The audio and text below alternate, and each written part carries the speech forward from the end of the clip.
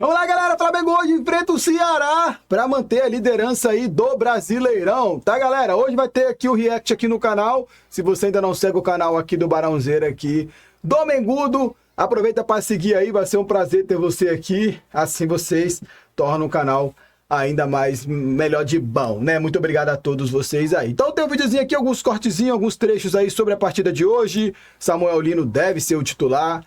Comenta o que vocês acham a respeito aí, se vocês gostaria de ver o Samuel Lino titular ou não, tá? Bom domingão a todos, uma boa semana a todos vocês também aí. Saudações rubro-negras e bora acompanhar.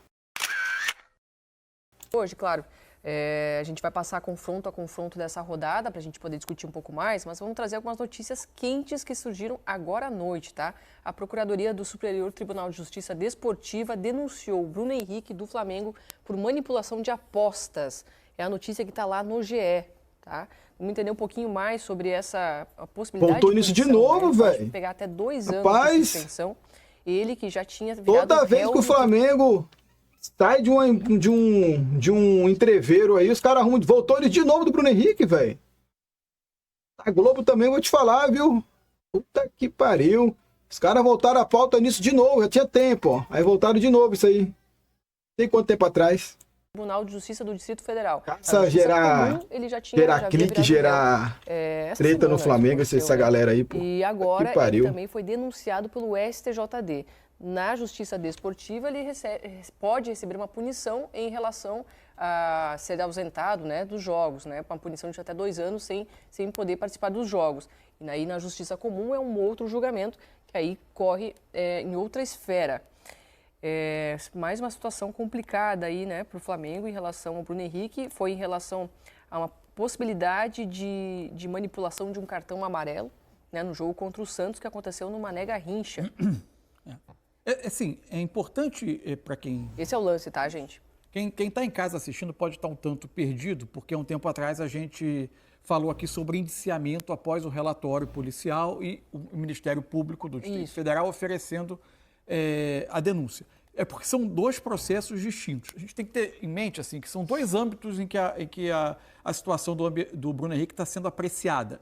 Inicialmente, lá atrás, quando surgiu o primeiro alerta, né, que é dado a partir dos algoritmos das casas de aposta, que comunicam a empresas que fazem esse monitoramento, e essas empresas comunicam à entidade de administração das competições, no caso do Brasil, a CBF, que houve uma movimentação considerada suspeita, fora dos padrões, em relação à aposta e que isso envolvia o cartão do Bruno Henrique. Bom, a partir daí, o STJD ele abre uma investigação. Só que o Tribunal Esportivo ele tem muito menos recursos e instrumentos para investigar do que a Justiça Comum ou a polícia. Tem mais limites, policial, né? Exato.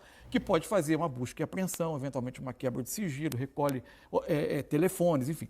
E consegue fazer uma investigação mais profunda. Diante dessa falta de recursos, o STJD prosseguiu, avançou na sua investigação até a página 2, página 3, dificilmente conseguiria elementos para ir mais a fundo e encerrou aquele processo, arquivou.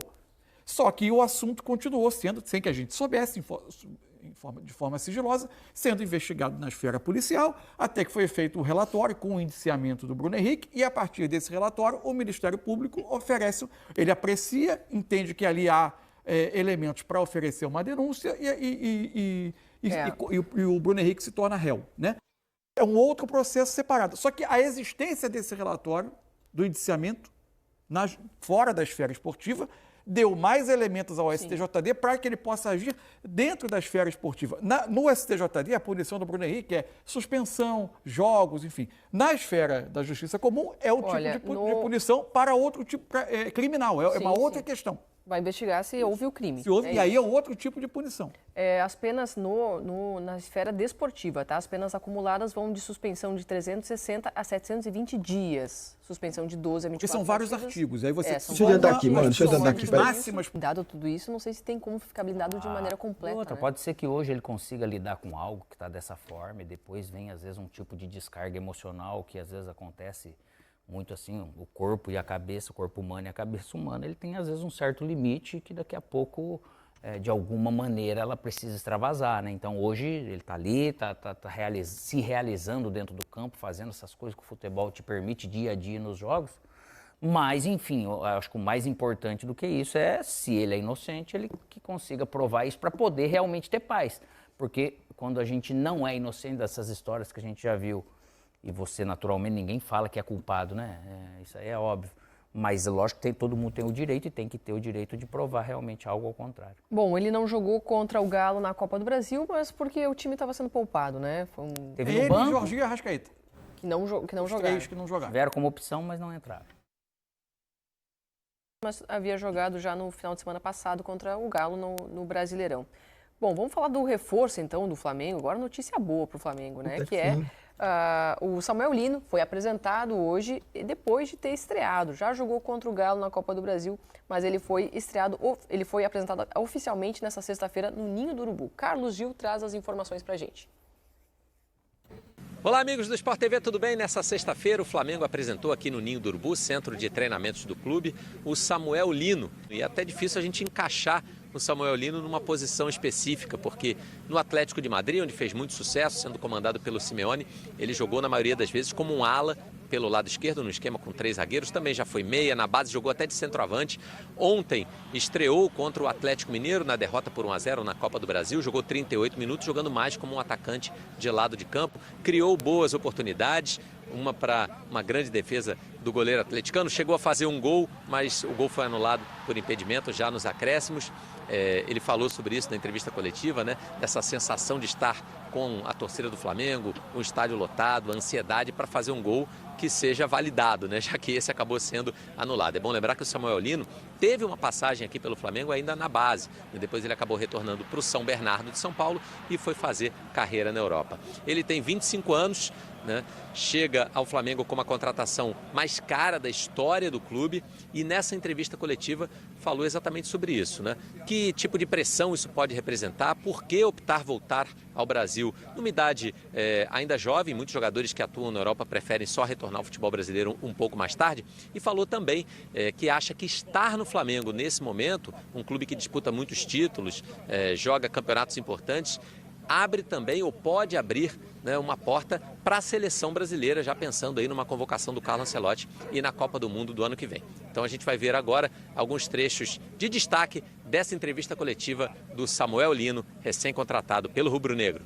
Ser a maior contratação da história do Flamengo é uma coisa incrível, um motivo de muito orgulho. Acho que nome, números...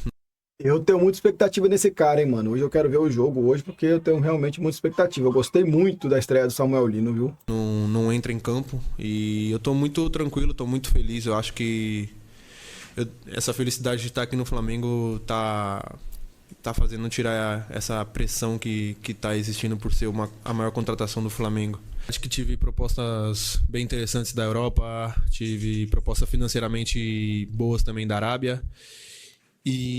Mas quando veio o Flamengo com uma boa proposta também, eu pensei, é um clube gigantesco, é um clube que já joguei, também é um clube que está sempre disputando títulos, sempre nas primeiras colocações e vejo muitos jogadores chegando à seleção brasileira.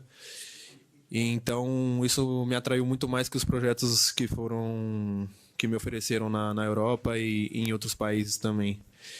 E quando você está em um clube gigantesco, também perto da minha família, todo o pessoal, falar a minha língua, comer a comida brasileira. Então, tudo isso contou muito para eu estar aqui hoje no Flamengo.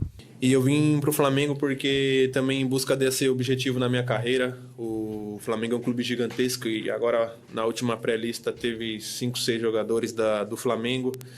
Então você vê que é um clube que tem jogadores de alta qualidade, que é um clube que está sendo sempre visado pela seleção. E como eu falei numa outra pergunta, é o clube que está sempre disputando o título. Então isso faz com que os jogadores sejam mais visados pelo pessoal da seleção. E o meu objetivo, o meu sonho é um dia jogar na seleção, jogar uma Copa do Mundo e vir para o Flamengo para buscar esse objetivo. Olha, o Samuel Lino também falou sobre que dele ter escolhido a camisa 16 no Flamengo. Vamos ouvir. Eu tive uma passagem breve breve assim, não, de 6 anos na Europa, 3 em Portugal, onde eu aprendi muito taticamente, onde foi um país que eu tive treinadores que me ajudaram muito taticamente a crescer, a evoluir, para depois chegar preparado no Atlético de Madrid.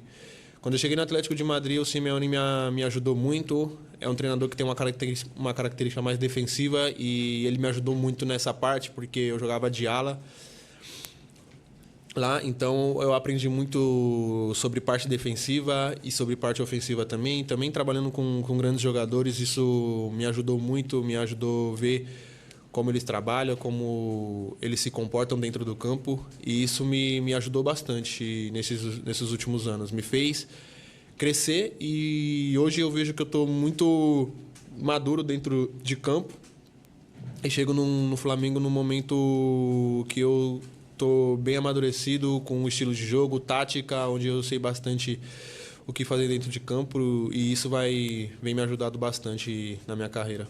E a camisa, na verdade, eu não sabia, me contaram aqui e eu fiquei muito feliz por ser uma camisa de um antigo que fez uma história gigantesca no futebol, no Atlético de Madrid e agora no Flamengo e depois no Flamengo. E na verdade eu nem pensei nisso, eu peguei a camisa porque eu usei a camisa também quando eu jogava no Valência, que foi um ano muito especial para mim e é um número que eu gosto muito. Olha, a camisa que ele está falando, a camisa 16, era do Felipe Luiz. Apenas o técnico dele, né? Isso já coloca uma pressãozinha em cima do Samuel Lino, mas que tem tudo para ser uma excelente contratação. Acho que de imediato já causa um impacto, não só por ser a contratação mais cara da história do Flamengo, mas por ser um jogador jovem que escolhe um projeto de um clube brasileiro, em detrimento ainda mercado que ele tinha na Europa e até na Arábia. Ele escolhe o Flamengo porque gostou desse projeto e chegou com muita vontade. Ele entrou no jogo contra o Galo ali pela Copa do Brasil, levou uns minutinhos para entender a velocidade do jogo, né? Mas depois que ele entendeu, a gente já conseguiu perceber pelo menos qual é o perfil dele, né? Embora a gente já tenha visto ele jogar muitas vezes, mas vai para cima, muita coragem, né? Mesmo recém chegando no time, driblando. A dificuldade, a gente está muito acostumado com... Primeiro, assim, o que você falou é importante, assim, você trazer um jogador desse nível, assim, a expectativa para mim é de enorme impacto dele.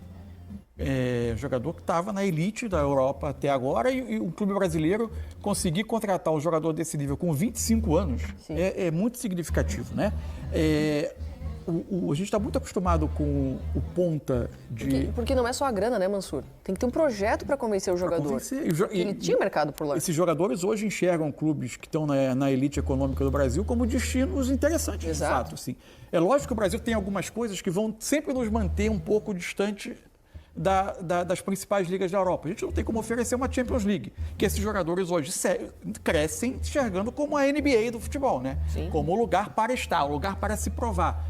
Mas, eventualmente, jogadores que podem seguir para um outro mercado que não é a primeiro nível da Europa, ele já enxerga, e antigamente nunca viriam para cá, iriam para mercados alternativos ou outro lugar, e enxergam aqui. E até jogadores como Samuel Lino, que ainda estavam dentro de clubes de ponta, acabam eventualmente escolhendo o futebol brasileiro. Isso é uma sinalização importante. Agora, estava falando sobre um dos fatores que para mim faz ele ter se diferenciar muito de outros jogadores. A gente está acostumado com esse ponta de pé invertido, digamos, né? Joga pelo lado esquerdo, mas é destro, quase sempre cortando para o meio.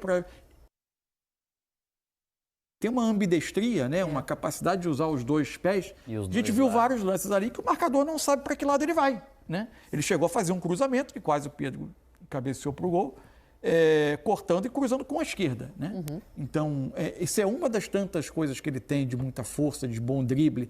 E era um jogo que o Flamengo precisava de alguém que quebrasse um pouco a marcação individual do Atlético, ganhando o seu duelo, né?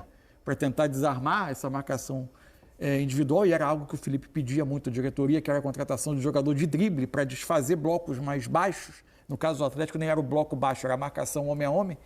E ele, em 30 minutos, deixou uma impressão. Agora, mais do que essa impressão de 30 minutos, para mim, é a trajetória dele no futebol europeu. E a expectativa do que ele pode render, né? Alex, acho que ele chega... Não, foi 40 um tempo, né? Ele jogou um tempo inteiro. Vou até buscar. Um tempo inteiro, não foi? Ele chega acho que com uma credencial para buscar essa titularidade, né? É uma característica que estava se procurando e acaba... Desculpa, ele entrou com 13 do segundo, então um pouco mais de meia hora. Então, além de você procurar, não é... Isso é uma bela sinalização, como o Mansur falou, de um futebol brasileiro mais bem estruturado. Lógico que ele está inflacionadíssimo e nem todos os clubes estão prontos e preparados para viver essa inflação. Só que o Flamengo está, Palmeiras está e por aí vai. E bom para o Flamengo, que enxergou isso, realmente está mostrando para os outros clubes que uma boa gestão, sem sacanagem, né, pensando em profissionalização, é possível você fazer realmente os clubes do Brasil melhorar, né? Só que desde que você invista certo.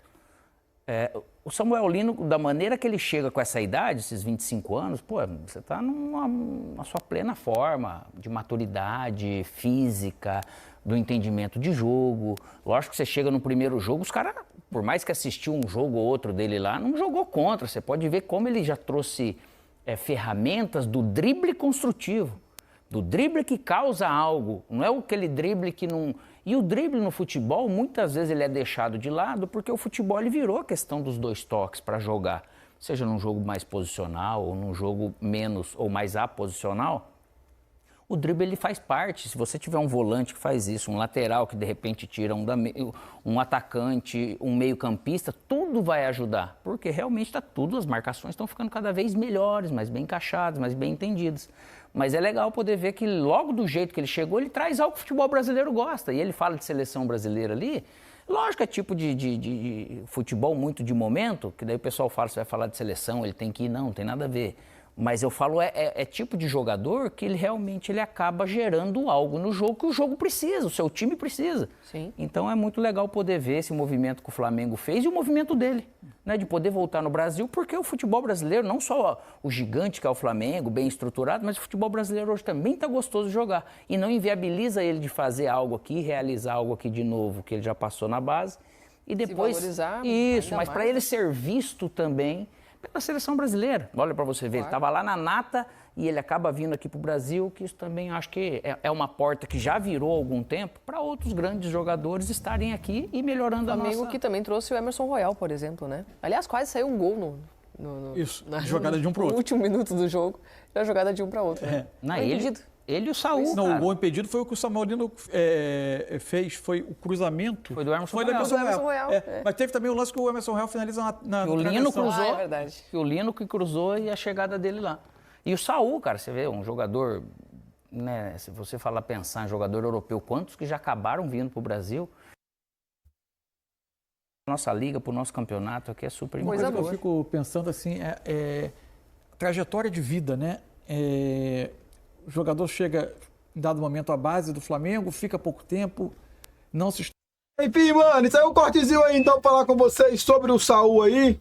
O Samuel Lino. Hoje tem Flamengo e Ceará. A galera tá botando muita fé aí no Samuel Lino. E você comenta. Você acha que o Samuel Lino deve ser titular ou não? Deixa a opinião de vocês aí embaixo. Boa semana, bom jogo. Hoje tem react. Conto com vocês, hein? Saudações!